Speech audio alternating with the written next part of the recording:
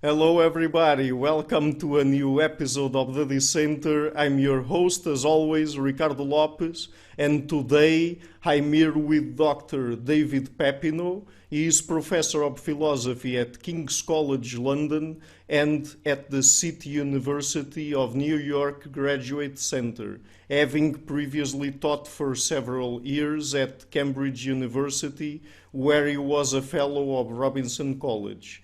He was also president of the British Society for Philosophy of Science between 1993 and 1995, president of the Mind Association in 2009-2010, and president of the Aristotelian Society in 2013-2014.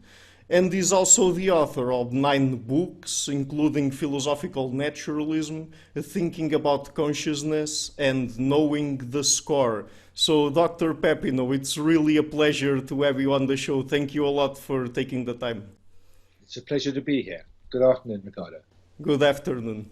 Okay, so I would first like to ask you, because I guess that sometimes terminology in philosophy evolves over time, and perhaps it is important for people to know what we understand nowadays as naturalism from a philosophical perspective.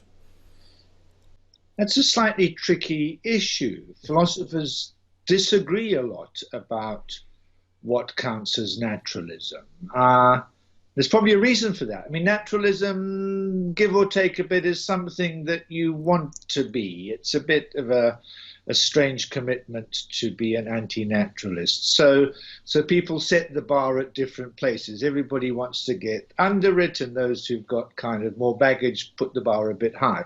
But roughly speaking, I do think it's worth distinguishing naturalism into 2 separate strands. I mean, I like to call them ontological naturalism and methodological naturalism. Mm-hmm. And ontological naturalism is a doctrine about what there is in the world. It's a kind of metaphysical doctrine, ontological doctrine. And it says basically there's no spooky entities, no funny stuff. It's all kind of in the area of material things studied by science. I mean, I'm not trying to be very precise because, as I said, people dispute about exactly how to fill out those notions, and they've often got philosophical reasons for disputing it in the direction they want to do that. But that's ontological naturalism. It's about what there is in reality, and it's basically kind of material scientific things, nothing especially spooky. Mm-hmm. That's rather different from methodological naturalism, which to philosophers is a doctrine about how to do philosophy. And the general thesis of methodological naturalism is that philosophy is continuous with the science. It's a kind of denial of philosophical exceptionalism, that the sciences study certain things in certain ways, and philosophy then has a completely different subject matter using different methods. So, for instance, some philosophers think that philosophy studies concepts and uses kind of a priori analytic methods. That's a doctrine that's basically opposed to methodological naturalism. Methodological naturalists say philosophers are in the business of understanding reality. They're trying to develop synthetic theories, not just definitional theories of the world, and they're trying to support them by showing that basically they fit all the empirical evidence that there is. So there's 2 different strands, as I said, ontological naturalism, methodological naturalism, and they are pretty independent. I mean, you could be an ontological naturalist without being a methodological naturalist, or vice versa. Mm-hmm. Okay, so it's very interesting that you made that distinction, because I guess that naturalism usually invokes a very strict relationship between philosophy and the scientific method, in a way, I guess. But are there nowadays at least some sort of problems that still fall completely outside the rubric of science and are completely philosophical? I myself would say not. But it depends what you mean by the rubric of science. I mean, at some level, there's clearly differences between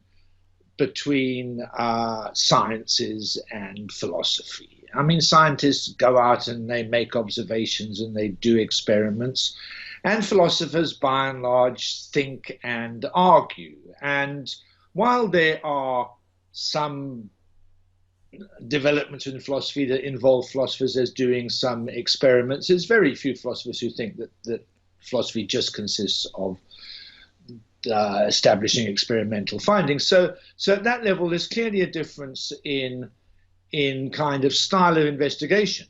The more important question is whether there are any subject areas that are peculiar to science or peculiar to philosophy. And there I'd rather be inclined to deny it. Philosophy tends to look at very abstract questions, the nature of causation or the relation between universals and particulars, and science tends not to get involved with such very general questions, but you might say that philosophers are just considering at a more general level the structure of reality that physicists are thinking about when they think about, say, the structure of space-time. So it's not clear there's any areas of philosophy that are somehow discontinuous with science.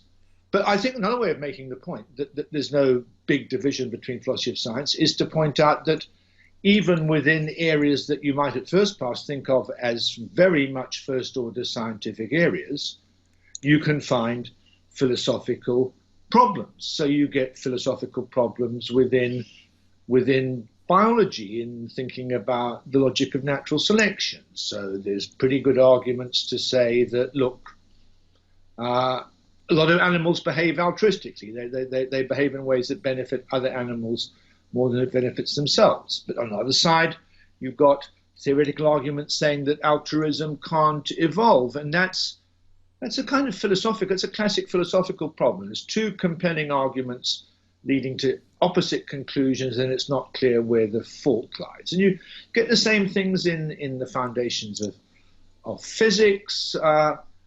My favorite example is this, it's scarcely even the physics area. Why do mirrors reverse left to right and not upside down?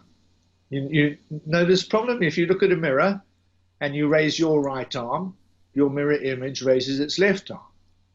If you wiggle your top, the mirror image wiggles its top. So left and right's being reversed and top and bottom aren't. That's clearly true. But then from another perspective, look, I mean, here's the laws of physics, here's the mirror, there's the sideways dimension, there's the vertical dimension. Laws of physics don't distinguish between those dimensions. Why is the mirror distinct? I mean, how is that coming about? And that's a philosophical problem, kind of right in kind of basic optics. And it's a philosophical problem because it's a kind of contradiction that's not clear where the flaw in our reasoning is. It's not a problem that interests physicists, but it's got a physical subject matter and it interests philosophers. In fact, you might think that's a funny little problem. It is a funny little problem, but it's a serious philosophical problem, and the answer isn't fully agreed. There's a couple of thousand articles on, maybe it's not that many, a couple of hundred, maybe 100. I mean, there's quite a few articles I know of on that topic, and it's not fully resolved. Mm-hmm. And would you say that, for instance, something like prescriptive morality, and we have to be very careful here because I'm not talking about morality in general, but very specifically about prescriptive morality, that is, what we consider good and bad behavior and how we should behave toward other people and things like that, and perhaps how we should structure our societies and stuff like that. Would you say that an example like that would be a thing that could not be solved exclusively by science? So there's an area, I mean, what I'm saying doesn't apply very straightforwardly there, because you might say, look, I say it's wrong to oppress women. It's wrong to require. Just trying to think of a good example. It's wrong to prevent people having same-sex marriages, and it's a bit odd to say, well, look, this is a matter of scientific investigation, but it's not clear that this is an obvious counterexample to the thesis I'm putting forward. It depends initially on, it depends. First, you have to decide what is your understanding of moral claims. What do you think is the force of people saying that such and such is wrong? And there's a range of positions. So one position is that people are somehow expressing their approval, or some kind of expressivist or non-cognitivist account of morality. Well, if that's the right account of morality, well, indeed, science isn't in the business of establishing those claims, but that's because those claims aren't actually making substantial assertions. They're expressions of opinion, and indeed science has no business there. The other view might be a very straightforward, realist, naturalist view, that talking about something being good or bad is just a matter of its being conducive to various results, which we all agree are valuable results, where valuable is just cashed out in terms of a list of worthwhile things, self-esteem, freedom, fairness, and so on. And then indeed science will be in the business of deciding whether the things I mentioned are good or bad. So first of all, you need to decide how you're going to understand moral statements, which is itself an issue, but that, if you ask me, is an issue in philosophy of language or philosophy of mind and metaphysics. And once you've decided that, well, then you can decide, does science help with these issues? And if there are issues there, substantial issues to be helped with, then science can indeed. Mm-hmm. Okay. And I think this is a somewhat difficult question, but I would like to ask you, if someone were to ask you, so what is the role that philosophy can play in informing how science should be conducted? And I'm asking you this because there are people, particularly for scientists that are not really into philosophy, it's a bit difficult to convince them that philosophy of science is important. So I think that philosophy can help with questions of how science is to be conducted in just the same way as it can help with anything else. It helps when there's puzzling issues where people with philosophical training are well suited to try and figuring it out. So, just as I say, foundations of quantum mechanics or philosophy of biology, there's theoretical issues there that, I didn't go into a great deal of detail, but they're not going to be solved by doing more experiments. They've got a kind of theoretical complexity that philosophers are good for sorting out. I think the same applies in some areas, which are at a meta level, what's the right methodology for science? But let me say, I do not think that philosophy of science, as done by the tradition that goes back to the logical positivists and Popper and the post-Popperians, where they're laying down a kind of scientific methodology, that this is the right scientific methodology, inductivism, falsificationism. I don't think that those are particularly good programs, and I would be sympathetic with scientists who don't want to listen to those philosophers. But then here's a case. Take the replicability crisis in philosophy, difficulty of reproducing results. Well, where's that come from? Well, one answer is that it's come from the enthusiasm of scientists in many areas with significance tests. Significance tests, okay, so it's a matter for statisticians. They're tests designed to produce a yes-no answer. They're designed to kind of minimize type 1 errors and so on, and we can understand all that. But question you might ask is, well, do we really want, once we've done an experiment, to start off with no attitude towards the hypothesis under test and then come out with some yes-no procedure? Isn't that a terrible mistake?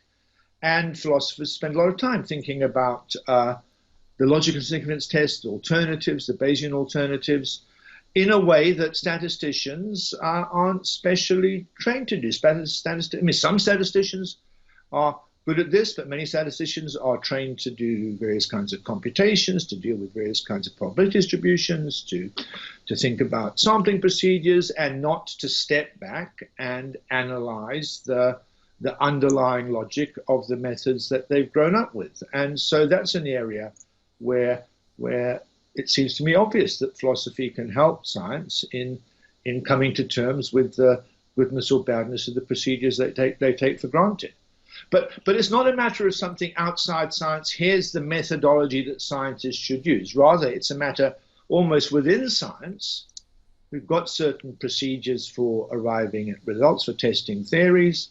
Let's use science itself to think about which of those procedures are the best ones. Sometimes it's a bit puzzling, and philosophers are good at helping to resolve such puzzles. Mm-hmm. Okay. And do you think that... let me just repeat. If you were trying to persuade the scientists that the old-style philosophical methodologists like the logical positivists and Popper and Lakatos and so on have got advice for them, I would be on the side of the scientists. And if they want to say, I don't see that this advice is any use to us, I would agree with them. But there's plenty of other areas where philosophers can be very useful within science, both at the first order level and at the second order level of what method scientists ought to use. But it's not because philosophers are kind of bringing some different set of tools to the scientists. It's because there's certain kinds of issues that arise within science that philosophers are well suited to figuring out. Mm-hmm. Okay. And do you think that perhaps another way by which philosophers can help scientists do their work better would be that they also provide tools for people to properly interpret results that come from science and perhaps tell them which way that information should follow in terms of the overall consequences for the field, for example? Not necessarily. I mean, I don't see... There's scientists, there's journalists, there's policymakers, there's scientists who are devoted to the public understanding of science. I don't see why philosophers are specially well suited to take over any of those roles. So maybe I should be more explicit about what I think the special expertise of philosophers is. It's figuring out puzzles of a kind of difficult conceptual kind, as I said earlier, where different lines of thought lead us into paradox. I think there's areas where issues are maybe complicated, they're important, but it's not clear there's any philosophical issues in play. I mean, the evidence for global warming, say, is pretty clear-cut. I mean, there are issues, and I know philosophers are involved in thinking about the robustness of the models involved in modeling global warming. But by and large, I don't think there's any need for philosophers to step in and help the scientists explain their results, help the journalists tell the politicians how important this is. I mean, there's no special point there that calls for philosophical expertise. Mm-hmm. Okay, fair enough. So now let's move to another of the big topics of your work, that is consciousness. So would you say that nowadays the idea of dualism, that is a mind separated from the rest of the body, and in this particular case from the brain, that it still has some merit or not? there's a big difficulty facing dualism. And before I go into that, I mean, I recognize that dualism is intuitively very natural. Mm-hmm. And maybe there's some arguments that go along with these intuitions that make it problematic to not be a dualist, and we might want to come back to that. But if you just said, look, here's two possible positions. Dualism, there's the brain, and in addition, there's the mind, the world of feelings, of felt experience. And the alternative position is that materialism is true, there's no features of reality that aren't physical features of reality, material features of reality. Those are the two options. There's a big problem for the dualist point of view. Let me make it clear, if I'm setting it up like that the materialist point of view does not deny that there are feelings, that there are experiences, that there is something that it's like to be a conscious being. All the materialist argues is that doesn't involve anything more than being a certain physical kind of being. The materialist says, well, if you're that physical kind of being, well, then it's going to be like that for you. I mean, if you've got your C fibers firing, well, then it will be in pain for you. I mean, what would you expect it to be like to be a being with its C fibers firing, the materialist will say? Well, it turns out that it's like that. There's not two things here. That's just what it feels like when you've got that going on inside you, those physical processes. So those are the two positions. The problem for the dualist point of view is to explain how the mental realm can make any difference to what goes on in the physicalist realm. I mean, this is an old standing problem. When Descartes first formulated dualism, many of his opponents said, look, how can these two realms, the mental realm, which is outside space, and the physical realm, how can they interact causally? And that was always a problem for the dualists. But in the last century or so, it's become even more of a problem for a dualist, because modern physical science seems to have produced good evidence that everything that goes on in the physical body and the brain can be accounted for in terms of the well-known fundamental scientific forces, nuclear forces, gravity, electromagnetic forces. So everything that goes on in the brain is governed by laws involving just those fundamental forces. And once you've got the idea that the brain is proceeding, as it were, in its own way, as governed by physical forces, then that doesn't leave any room for a separate mind to make a difference. The prior physical facts ensure that the physical realm is going to unfold a certain way. And so if there is a separate mental realm, it will become an epiphenomenal dangler. I mean, it will be there like the puffs of smoke put out by the steam train as it goes along. I mean, effects of what's going on in the brain, but not effects that themselves then make any causal difference to what happens next. So maybe if you're strongly attached to the dualist intuition and feel that there are serious arguments against the idea that pains and brain states can be one and the same thing, well, maybe you'll decide that you're going to have to be an epiphenomenalist dualist. But it's a very unsatisfactory position to say, look, I think there's a separate mind, but when I have a pain and decide to move my arm, that doesn't make any difference to what actually happens, because down there's the steam train, there's the brain, and it just operates on its own. So if you want to think that the mind does make a difference in the real world, well, then the only option seems to be a materialist and think of the mind as one part of what's going on in the physical world, which then, as such, can obviously make a difference to other parts of the physical world. So that's the situation as I see it. Mm-hmm. Okay, so I've heard you use several times words like cause and causation. So I think this is one of the big issues with consciousness, and particularly, I would say, since the 80s with the experiments done by Libet, where basically he concluded that there was activity in the brain prior to people being conscious of the action they were going to perform, that was related to that action. That is, there was something in the brain that predisposed the body to perform a certain action before people were even aware of it. So I would like to ask you if we already have enough information or evidence to solve the issue of if it is really consciousness that causes actions or people to behave, or if it is something else.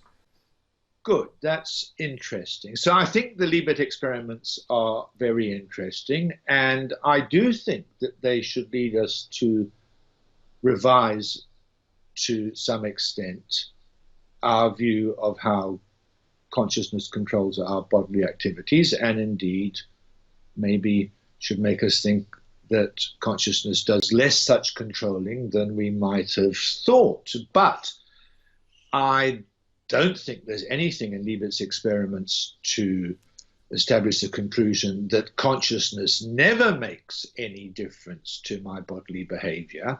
That would go way beyond what's established by the experiments and would be, in fact, strikes me, a completely absurd conclusion. So remember, the Libet experiments are very specific. I mean, a subject is stuck in a room and there's a big stopwatch on the wall and there's a button, and they're asked to, at some point, press the button. And they're sitting there, they're kind of intending to press the button at some point, and then bing, at some point they press the button.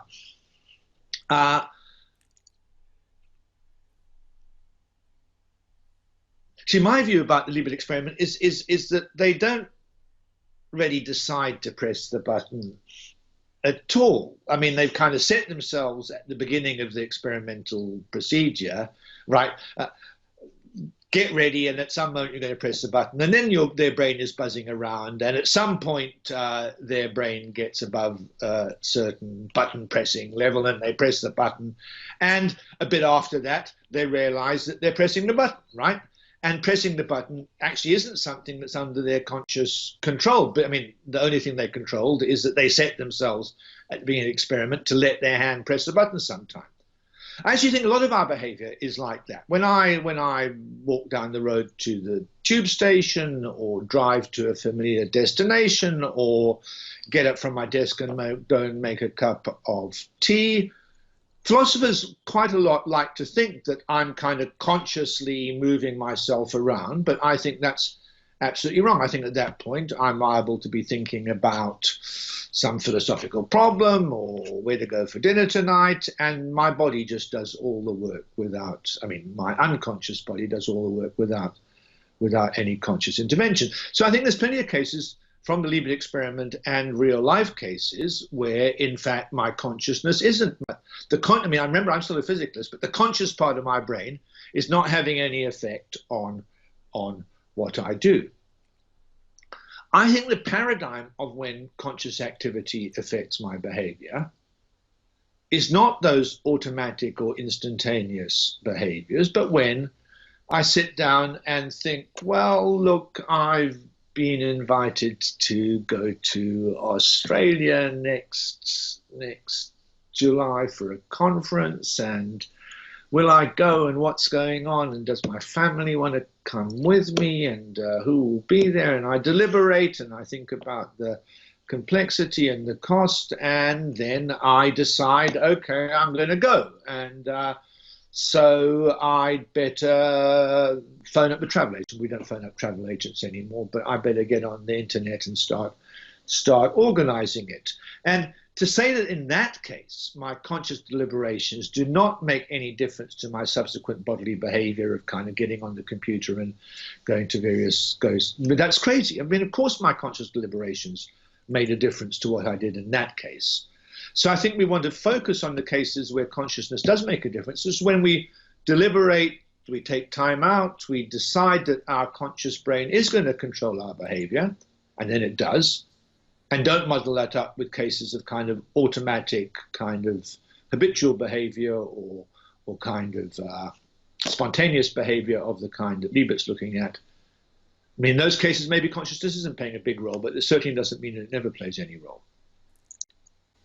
Okay? Yes, but I would say perhaps there's another aspect to all of these things, that is, when people are put through some psychological experiments, it occurs very frequently that they are induced by some way to perform an action, and then they are asked to justify what they did, and what they say is some sort of after the fact justification for what they did. So would you say that perhaps consciousness also plays that sort of role?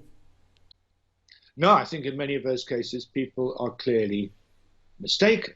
I mean, they haven't absorbed the lesson that I just laid out, that evidence from Libet and lots of other sources of evidence show that many of our actions aren't nearly as closely consciously controlled as we might suppose.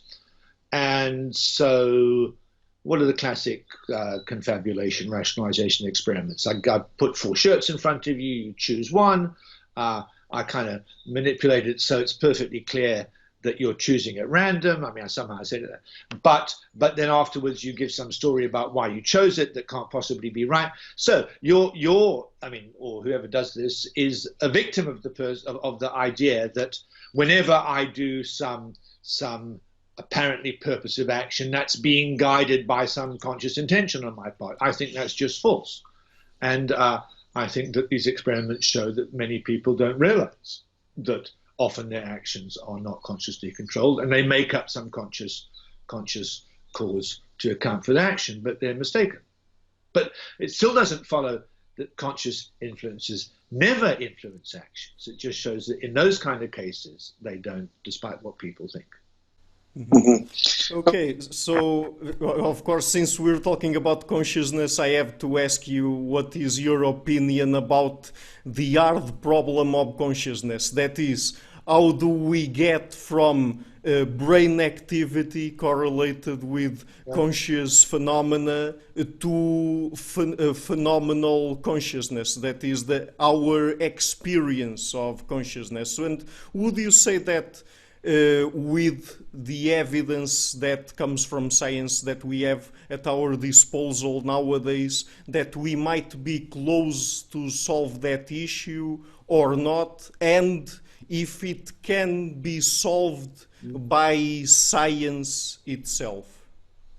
So I think the hard problem, as you posed it, is a pseudo problem. Now I'm using Popperian term, I know, but it's not a good problem, especially if posed as a problem that should engage materialists, non-dualists. Because as you put it, the problem is, how is it that the brain or some kinds of brain activities give rise to the phenomenal experience, give rise to the conscious feelings? And that way of putting it, even if you start saying you're materialist, then takes the materialism away in the very terms you put it. If materialism is true, the brain processes do not give rise to the conscious processes. They are the conscious processes. The conscious processes are the brain processes. So the question you're asking is like, how is it that H2O molecules give rise to water? So now we're scientists, we understand all about H2O molecules, but now there's this magic thing that gives rise to water. How is that? And a serious scientist, chemically informed person, will say, no, you don't understand. It's not like first of all there's H2O molecules and then in addition there's water. The water just is. the H2O molecules. There's no give-rising problem here. And how does molecular motion give rise to temperature? How does electromagnetic radiation give rise to light? I mean, you're posing the problem wrong. I mean, it's not that there are two things here. There's one thing, and so there's no giving rise.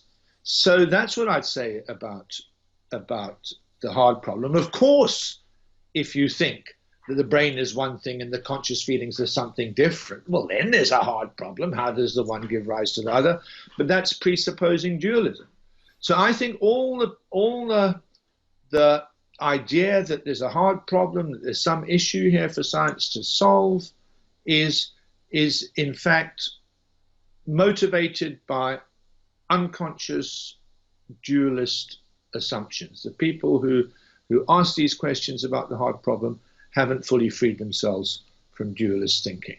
So that's a classic philosophical issue, something that sounds natural. You kind of think this is a good line of argument, but it turns out that when we analyze it carefully, underneath there's an assumption there that isn't legitimately made in this context, that dualism is true. Yes, that's very interesting, and I guess that the issues you just pointed to are the same ones that go around in discussions regarding emergentism and reductionism, because I mean, sometimes when people talk about something as being emergent, at least I get the sense that they're adding to the picture something spooky that we can't really grasp for something strictly physical to get to the mental realm or something like that. Well, maybe the term emergence is... See, I think this talk of the hard problem, of brain states giving rise to feelings and so on, muddies the water. Let's be clear, are we dualists or are we materialists? If we're materialists, what's the problem? If we're dualists, well, indeed, there's an issue here. I kind of feel a bit the same about emergence. I mean, philosophers thinking about the mind-brain problem spend a lot of time in the 60s, 70s, 80s thinking about reduction versus dualism, and within reduction there were kind of reduction, loosely speaking, that included various kinds of non-type identity theory. So philosophers sometimes restrict the term reduction to type identity, and then they have looser kinds of what normal people would call reduction. So they end up with non-reductive physicalism, and there were lots of theories about how it could be that a given state, like, say, being in pain, could be realized by different physical states, maybe in the way that a different state, like being rectangular, could be realized by more specific states, like being a square, being a golden rectangle, and so on. These are all ways of being rectangular. So there you have kind of unity without reduction. So we had all these nice, and we distinguished clearly between non-reductive physicalism on the one hand and dualism on the other hand. And now there's this term emergence, which is often used in a kind of fuzzy way that somehow, don't ask me too much about whether I'm a dualist or whether I'm non-reductive physicist. I'm an emergentist, and it's kind of trying to have your cake and eat it, that there's something scientifically respectable about it, but at the same time it gives you a bit of spooky extra stuff. So I tend to be suspicious when people talk about emergence, and I tend to say, please slow down now and tell me exactly what you mean by emergence before we continue the discussion. Yeah, yes, I think that was the problem I was pointing to when I referred to the spooky things going around in those types of discussions. So I would also like to ask you, because I've recently had on the show Dr. Michael Graziano, and even a bit before him, Dr. Alexander Rosenberg. And so they bring to the table certain very complicated questions about how our minds work, and issues also related to consciousness, of course. And, for example, with Dr. Michael Graziano, at a certain point, because he talks in his work about what he calls illusionism, that is the possibility that consciousness is nothing but an illusion created by our brains. Yeah. And I asked him, so would you say that since you present that possibility, that an analogy we can make is between that and the fact that, for example, the way our perception works, that is, we see something, and the way our brain represents it, the representation itself doesn't really correspond to the thing it represents, that is out there in the world. So, do you think that there's a good possibility that as our perception does these things, that is, our representations do not have a one-to-one correspondence with things outside in the world, that other mental phenomena like consciousness could also be illusions, let's put it that way? Okay, so lots of complicated issues there. Mm-hmm. As it happens, I've been thinking quite a lot about perception recently, and yes, what do I want to say? I don't want to end up being an illusionist about consciousness, but I'm quite sympathetic with some of the thoughts that are driving illusionists. Now, let's think about sensory experience, perceptual representation. Mm-hmm. I think that when I'm looking at this computer screen or looking at a table or something, I am in a certain conscious state. And what's more, I think that this conscious state represents there to be a table in front of me. And what's more, I think in most such cases, it represents truly, it represents there's a table in front of me, and there is a table in front of me. So to that extent, I don't like your idea there's no one-to-one correspondence between, I mean, it's a representation, it represents truly. But now, having said that, I disagree with most of the people who work within the philosophy of perception, because they have some much more specific views about what's going on, which seem to me pretty, well, they're kind of intuitive. I was about to say pretty crazy. I mean, I think on analysis they are crazy, but at first that they might sound okay. I mean, so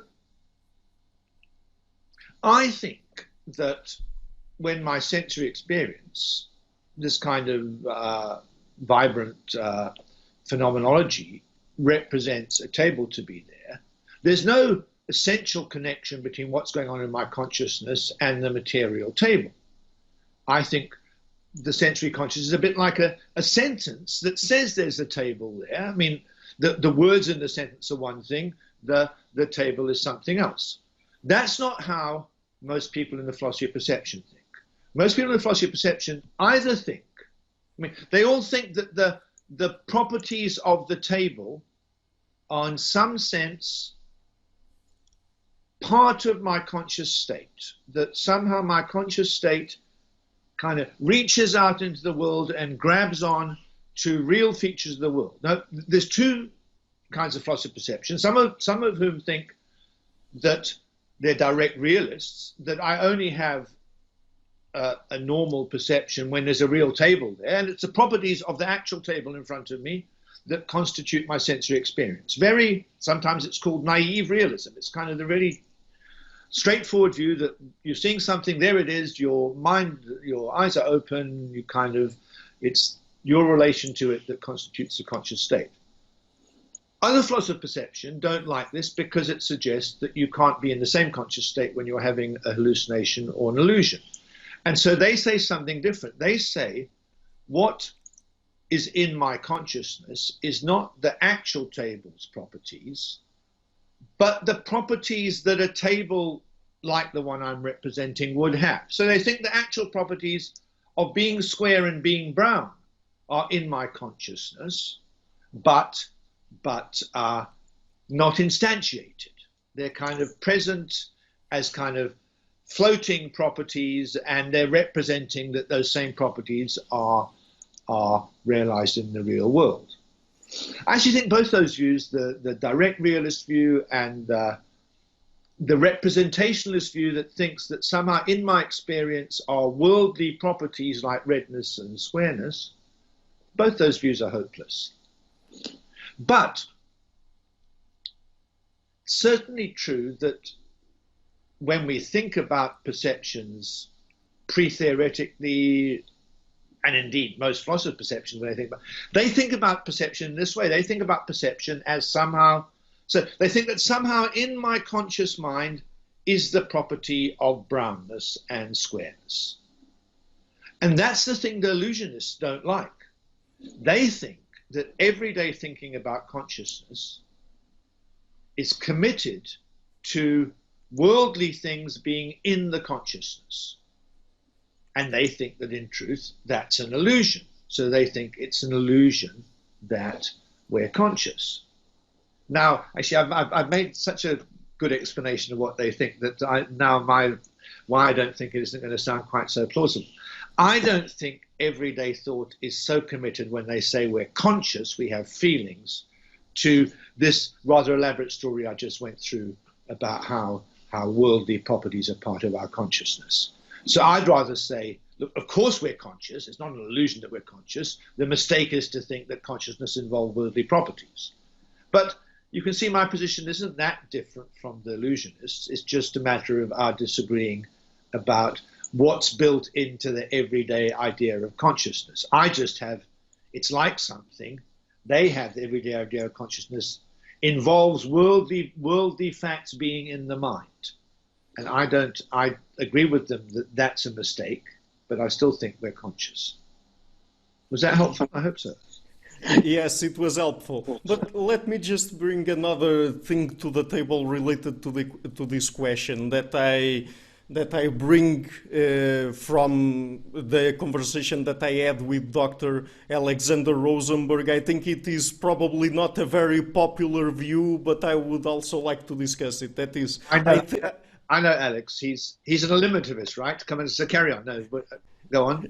Yeah, yes. So I think that when he particularly uses the term illusion to talk about mental phenomena as being illusions, is referring to this. So, for example, when I see this table that is next to me here, when we go down to the strictly physical level, well, it is composed by atoms and it's not really solid.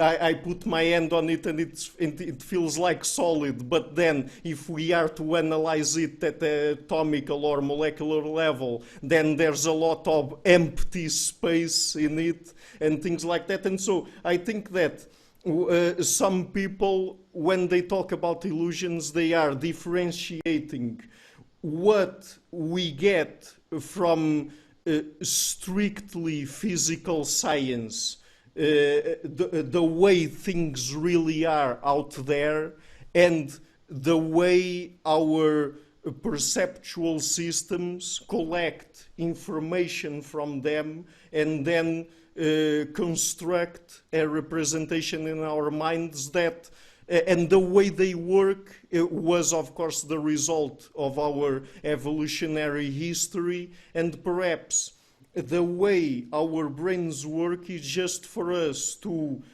deal with the world in a good enough way, just for us to be able to survive and reproduce. So something like that, I guess. So I'm not. So Alex Rosenberg thinks that we do know what the table's really like. It's made of atoms and so on. So he doesn't think that our brains aren't capable of getting at the truth. He thinks they do get at the truth. Sure. So that's not the issue. The issue is if we looked at our previous, more naive views, say about the table being solid, where we might have thought solid means made of matter through and through continuously with no spaces in between. And we discovered that that way of thinking about solidity is wrong. Okay, now we've got a choice. We can say either tables aren't solid, nothing is solid, everything's made of atoms, a lot of space in between, nothing's solid, right? Or we could say, oh, tables are solid and so are computers and so on, but we've discovered that solidity doesn't involve being made of matter continuously right through, but being made of atoms in some kind of rigid structure with spaces in between. Okay, so now it's not clear. I mean, there's no big disagreement here about how we're going to understand, I mean, what are we going to think of as essential to the old term solid? I mean, and in favor of saying tables are solid and computers are solid and so on, and I don't know, water and steam isn't solid, in favor of carrying on saying that is that we've already got a word for tables and computers and so on. Alex is going to want to make us get a new word. I mean, that's how scientists talk. There are books on the science of solid materials. So it doesn't seem that there's any great virtue in eliminating solidity and then coming up with some other word, rather than saying there's plenty of solid things. It's just that we used to be a bit mistaken about what solidity is. Sometimes the old way of thinking is so out of kilter with reality in which that we want to throw it out completely and bring in some new terms. But apart from that, I don't see any virtue in not keeping the old terms and throwing away the bad assumptions associated with them and carrying on using them to refer to what they always referred to, which is what I think about consciousness. Keep the term consciousness to refer to what's going on in us when it's like something for us, and throw away the idea that somehow parts of the world are directly constituting the nature of our consciousness. Mm-hmm. Okay, so Dr. Papineau, we've already done almost an hour here. So just before we go, apart from your books, for which I will be putting links in the description box of this video, what are some of the best online sources if people want to get in touch with more of your work? Well, I have a website. I have a website which has a lot of material there, links to many of my articles and podcasts and news and all kinds of different things. There was a blog, but the blog has now turned into a book, so only some parts of the blog are still there. So for my own stuff, there's my own website, david.papineau.co.uk. Mm-hmm. Okay, very well. I will also be leaving that in the description box of this video when it's out. So, Dr. Papineau, again, thank you a lot for taking the time to come on the show. It was really a pleasure to talk to you. Not at all, Ricardo. That was a lot of fun. Thank you. Hello, everybody. Thank you for coming to my channel and for watching this interview until the end. As you might have noticed, I've started this channel last February, and I've been putting out regular interviews with academics and intellectuals from a variety of fields. So, to keep the channel sustainable, I would like to ask you to please visit my Patreon page and to consider making a pledge. Any amount, even $1, would already be a great help. Otherwise, if you like what I'm doing, please share it, leave a like, and hit the subscription button. I would also like to give a huge thank you to my patrons Karen Litzke, Anne Blanchett, Per Helga Larsen, Lau Guerrero, Chantel Gelina, Jim Frank, Francis Ford, and Hans Frederick Sunda. Thank you for all.